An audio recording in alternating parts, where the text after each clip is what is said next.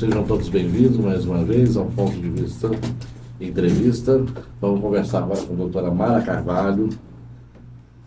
Doutora Mara, vamos conversar hoje a respeito de contrato de namoro. Até isso existe hoje, Pois doutora? é, o Jorge começou com um chamado falando assim, vamos garantir o término desse relacionamento. Sim. Mas será que o contrato de namoro garante mesmo? Há controvérsias no âmbito jurídico, nem sei. O que é um contrato de namoro primeiro, né? A gente precisa esclarecer. O que é isso? Porque antigamente não tinha essas coisas. Você ia lá, Não. namorava a pessoa, 1, 2, 3 anos, vai, agora cansei de você, vamos embora. Hoje, os casais buscam manobras para blindar seu patrimônio e evitar a confusão patrimonial. Sim. Então, existem casais de namorados que passam a morar juntos, viajam juntos, compartilham quartos de hotel. Você olha, você não sabe bem se é namorado, se é casado, você não sabe direito o que aconteceu ali. E aí, os casais começaram a buscar algumas formas de configurar esse relacionamento como um namoro e não como uma união estável. Exato. E aí veio a modalidade contrato de namoro. Porque naquele momento, aquele casal não tem a intenção de constituir uma família. Pode ter essa projeção para o futuro, não no presente, não nesse momento. Mas desculpa interromper a senhora. A partir de que momento é indicado fazer esse contrato, doutora? Existe aqui, hoje o judiciário está utilizando as seguintes teses: namoro simples e namoro qualificado. O namoro qualificado e a união estável, a linha é muito tênue. Quando a gente fala, qual o conceito de união estável? É o relacionamento duradouro, público, duradouro e com o objetivo de construir família. O que diferencia do namoro qualificado? Porque o namoro qualificado é um relacionamento duradouro e público, só que não tem a intenção de construir família. Só que aí entra o problema, Milton, que essa intenção de construir família é de cunho subjetivo. Porque é a intenção. Exatamente. Porque é o seguinte, começa a namorar uma moça. 1 mês, 2 meses, eu não sei, né? De repente eu vou passar com ela namorando 3 anos, para daí a gente começar a pensar em conversar. Mas como que é esse namoro? Aí a gente entra com as peculiaridades. Hoje a sociedade mudou muito, Hamilton. Hoje a pessoa começa a namorar e de repente já está morando na casa do outro. Antigamente, o que acontece? As pessoas casavam e adquiriam bens. Hoje mudou essa dinâmica. As pessoas adquirem bens, têm a sua independência financeira e começam a namorar. Quando elas começam a namorar, muitas vezes elas já moram sozinhas. E aí, de repente, vem 2 pessoas que um mora sozinho aqui, outro mora sozinho ali e fala, vamos morar junto pra gente dividir as despesas comuns? Então, a gente vai dividir as despesas de moradia e alimentação. Já vai ficar mais barato pra gente. Eles estão vivendo em união estável? Não sei. Não sei. Entendeu? Então, ali, o casal precisa dividir, fazer essa divisão. O contrato de namoro serve exatamente para isso. Nessa situação que eu falei, o casal estabelece cláusulas no seguinte: estamos morando juntos, vamos coabitar. E qual é o nosso objetivo? Dividir despesas. Nós não temos, hoje, a intenção de constituir família. Então, voltando àquela minha pergunta, então, a partir do momento que eu estou namorando determinada pessoa, eu resolvi colocá-la dentro da minha casa, para vir morar comigo, já seria bom, então, sentar e conversar e fazer o direito não é exato. Você está trazendo uma situação exata. Não, eu estou tentando essa situação, entender. Sim, só que não é exato. Por exemplo, existem situações que as pessoas não moram juntos e é uma união estável. Isso também. Então, não é porque mora junto que é uma união estável, não. Claro que quando a pessoa não mora junto, existe um laço probatório maior a fim de comprovar essa alegação. Mas não necessariamente. Então, assim, a gente precisa realmente analisar o caso concreto. Exato. A gente vai lá os pormenores. E eu trouxe até umas cláusulas que são usuais, porque as pessoas escutam falar de contrato de namoro, mas não conseguem materializar. Então, eu trouxe algumas cláusulas corriqueiras que podem existir no contrato de namoro para a pessoa começar a materializar. O que pode ter no contrato de namoro? Questões inerentes à fidelidade. Inclusive, previsão de indenização, no caso de infidelidade. Já comecei a gostar. Então, ali pode ter cláusulas prevendo compromissos mútuos. Aqui, na hipótese de morarem juntos, podem constar que as partes passam a coabitar na mesma residência com a finalidade de redução de custos Sim. e de divisão de despesas inerentes à moradia e alimentação, sem qualquer finalidade de constituir família ou firmar união estável. Podem deixar isso especificado. Sim. Também podem estabelecer que a vida em comum será regulada pelo princípio da completa igualdade, cabendo cada uma das partes atender suas próprias despesas, porque ali não tem a mútua assistência. Uhum. A gente já deixa especificado.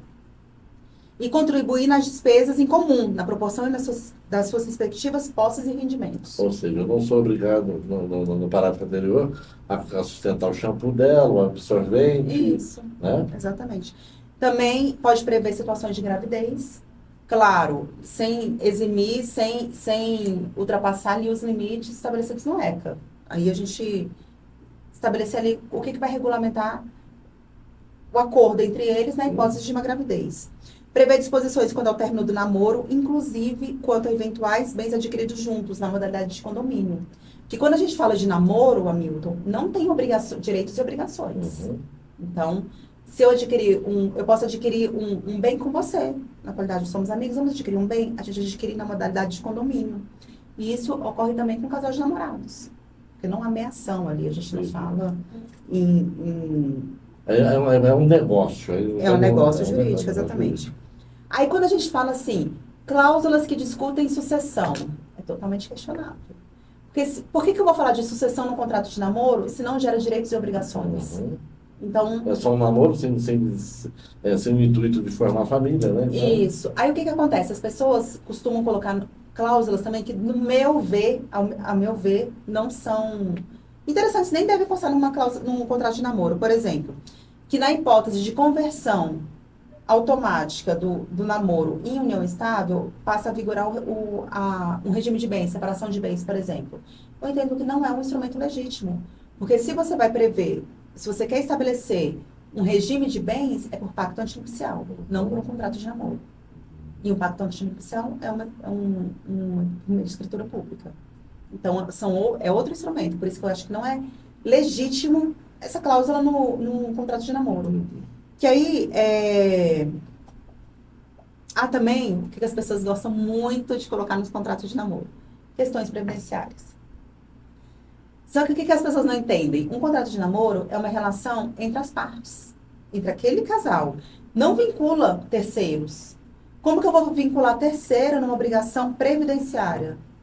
Porque aí é um fundo previdenciário ou o próprio Estado. Não cabe isso. Não cabe essas questões. E aí, deixa eu só diferenciar aqui para o ouvinte um namoro simples do namoro qualificado. Namoro simples é aquele namorico. Hoje as pessoas falam, o ficante. Esse namoro simples. Não é duradouro, não é esporádico, de vez em quando eles estão juntos, de vez em quando não. O namoro qualificado é aquele namoro sério, é aquele namoro firme, é aquele namoro quando a pessoa, eu vou convidar meu sobrinho, você não consegue ver seu sobrinho sem a namorada junto. Já aquele namoro firmado, pode-se dizer assim. E ele toma essa esfera de qualificação quando já começa a dormir juntos, sempre estão juntos, um está mais na casa do outro do que na própria residência. Então, toma esse significado. E o que mais você tem? Não, eu tô espantado aqui, porque a bem da verdade acaba ficando no meio do caminho, né? Sem saber em que hora se deve fazer esse contrato. Né? Porque a gente tem que ter em mente assim, a união estável, a família está constituída agora. Já existe. Sim, que é uma coisa que apareceu também do nada, assim, né? Veio... Exatamente, já existe a família. Já estamos adquirindo bem, já estamos vivendo como família, já tenho uma obrigação com o outro, já tenho a mútua assistência, eu já tenho que comprar uma comida para deixar em casa, eu já tenho essa obrigação. Já o namoro qualificado é um namoro. O namoro não tem obrigação. Com certeza, com certeza. E aí, o que trouxe mais essa questão, essa discussão, é a coabitação. Porque hoje a sociedade mudou, os Sim. namoros mudaram. Hoje você não é o caso de todo mundo, mas o sujeito mal conhece a pessoa, uma semana depois já estão morando juntos, né? Isso. Só que aí o STJ ele já manifestou entendimento no sentido de que o relacionamento sério, sem coabitação, depende de prova robusta para o reconhecimento da união estável. Mas se tiver coabitação, se não estiver dando na minha casa, já lascou. Se não tiver contrato, lascou. Concorda? Mais ou menos porque, assim, eu posso até ter um contrato, porque o contrato, na verdade, ele não diz muita coisa. Eu não posso estabelecer um contrato se a relação fática é outra. Porque, vê se o cara concorda comigo. Porque quando a pessoa está namorando, todo mundo é bonitinho, todo mundo é gracinha. Ah, mas ele é tão bonzinho, ela é tão boazinha, ele é tão bonzinho. A hora que bota debaixo do mesmo teto e vai comer um saco de sal junto, o buraco é um pouco mais embaixo, né? A confusão é bem maior. É por isso que não se acha dentro daí um termo, um meio termo. Não, a partir de agora. Por isso, qual que é o ideal? Tá tendo um relacionamento mais sério. Senta com o advogado, vamos sentar, vamos analisar essa situação fática para a gente entender se de fato existe ou não uma união estável, Sim, ou um namoro sem- qualificado. Ou Exatamente. sem compromisso nenhum, né? Ó, o que a gente tem que entender? Que a essência da relação não é definida pelo contrato, Hamilton. Sim, com O contrato é um certeza. instrumento ali de formalização, Não. mas não é definida pelo A contrato. bem da verdade, o contrato é para te garantir na hora da saída, caso saia, né? Isso, e muitas vezes o que ajuda muito, mas não é determinante. Por Sim. exemplo, a pessoa mora num prédio. Como que o porteiro vê aquele casal? Como casados ou como namorados? A forma como a sociedade vê esse casal ajuda. É um meio de prova, mas não é determinante Sim, também. com certeza. As testemunhas e a audiência não são determinantes.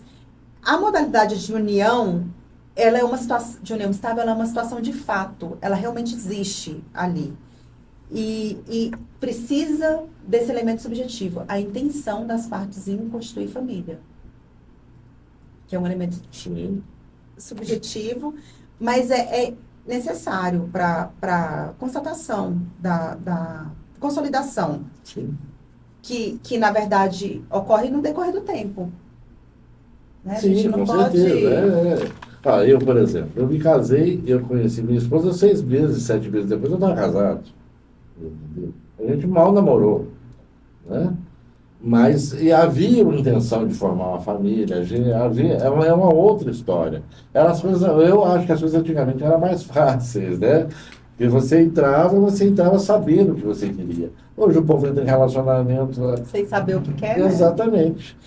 E aqui só uma coisa que as pessoas não entendem. Você pode sim celebrar um contrato de namoro. Mas se existir uma união estável ali, não há qualquer validade nesse contrato de namoro. Que vale a situação de fato. Você pode ter o documento que for. Da mesma forma, o que é muito comum?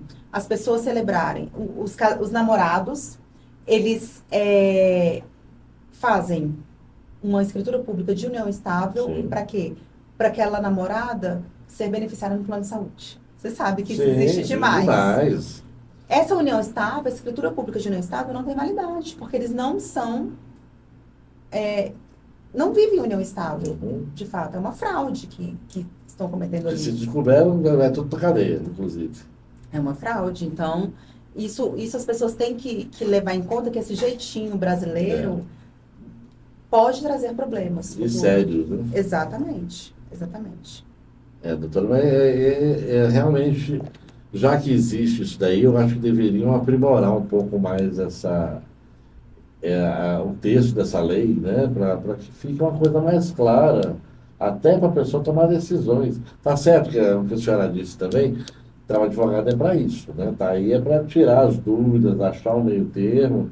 Né? Então, você que amanhã vai comemorar o dia Dos namorados, Dos namorados. aproveita essa pré-comemoração e organize as ideias pensando qual que é o meu Exatamente. relacionamento. Eu vivo em união estável ou eu tenho um namoro qualificado? Sabendo que namoro qualificado, porque muitas vezes no namoro qualificado a pessoa começa a investir valores no bem do outro. Sim. E aí entra o problema, porque não é união estável. Não pressupõe comunhão parcial de bens. Eu já lhe contei, inclusive, o caso de um amigo, né, que ele casou com a pessoa porque ele já tinha tanta coisa junto com ela, constituído tanta Que era mais fácil casado que separar. É isso mesmo.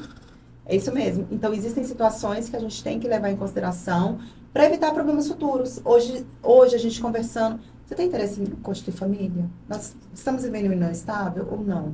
Ok, se não tiver, pelo menos você sabe a situação que você está inserida. Sim. E até onde vale ou não seu investimento nessa relação. Porque muitas vezes existem muitas mulheres, inclusive, que acreditam estar vivendo em união estável e o cara acredita que não. É só um namorico. Exatamente.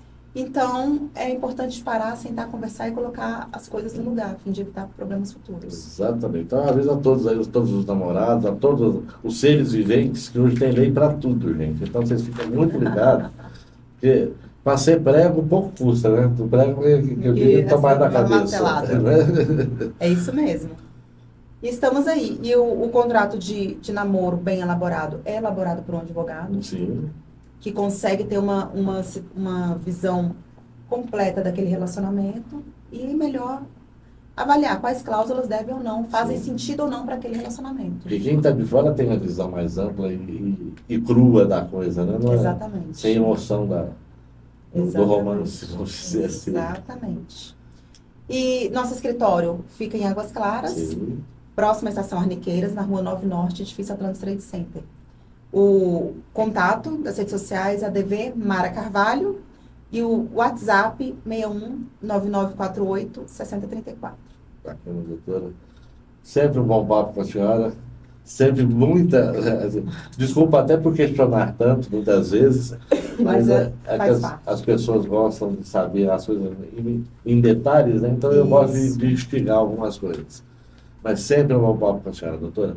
Aguardo a senhora na próxima para a gente com um novo tema. Um novo tema para a gente tentar aprofundar nisso daí. Maravilha. Muito obrigado pela presença. Obrigada e até a a você. próxima.